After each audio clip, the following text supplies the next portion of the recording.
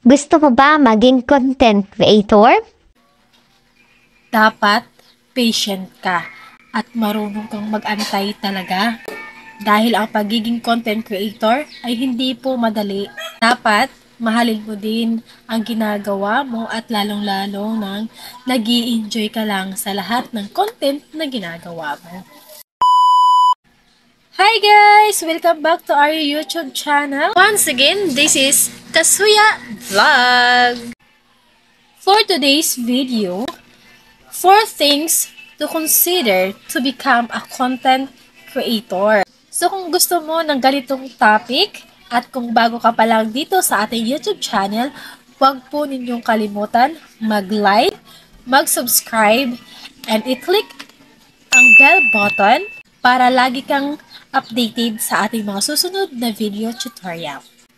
Simulan na natin pagkatapos ng ating intro. Let's go!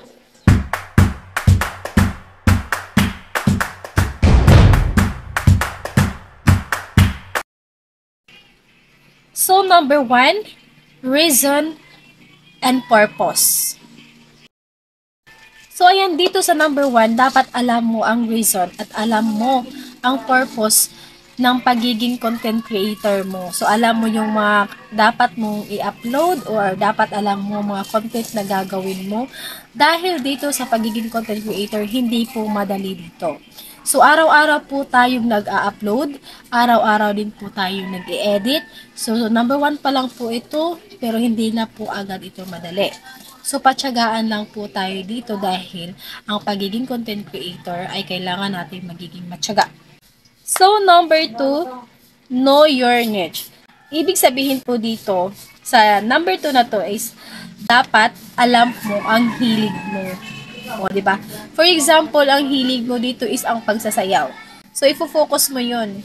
Yung lagi mong i-upload is mga sayaw-sayaw or kung gusto mo ang hilig mo ay pagluluto o mag-tutorial ka sa pagluluto, depende po sa content na alam mong hilig mo talaga yun. Of course, guys, dito sa ating number 2, focus natin dito or ang main goal natin dito is ang mga views, engagement. So, kung alam mo patok sa mga manunood natin or sa mga followers at viewers natin, doon ka mag-focus sa alam mong mas maraming views. Number 3 is create your own original video. Dito naman guys, sa number 3 is gagawa ka lang naman ng sarili mong video o yung original video mo na ikaw lang talaga ang gumawa.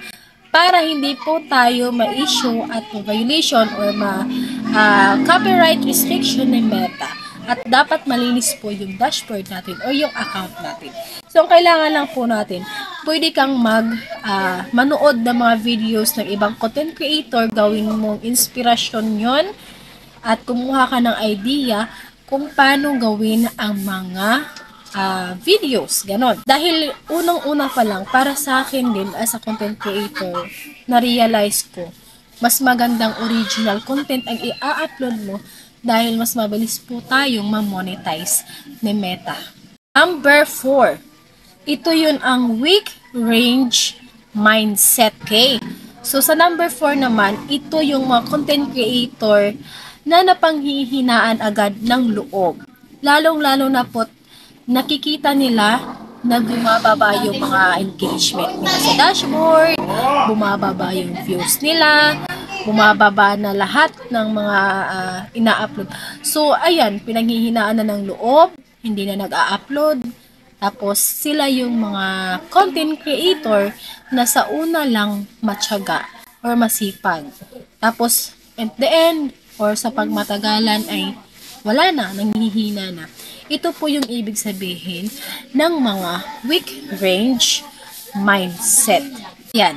So, dito po talaga sa pagiging content creator, payo ko lang po sa inyo, hindi po madali. At ang pagpasok mo dito sa content creator, dapat alam mo ang mga dapat mangyayari at hindi mangyayari.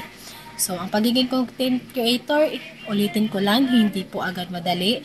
Dapat marunong tayo mag-antay at magiging masaya lang po tayo sa pag-upload at paggawa ng mga content natin sa pang-araw-araw. So, ayan, sana may nakuha po kayong tips at idea sa ating tutorial ngayon.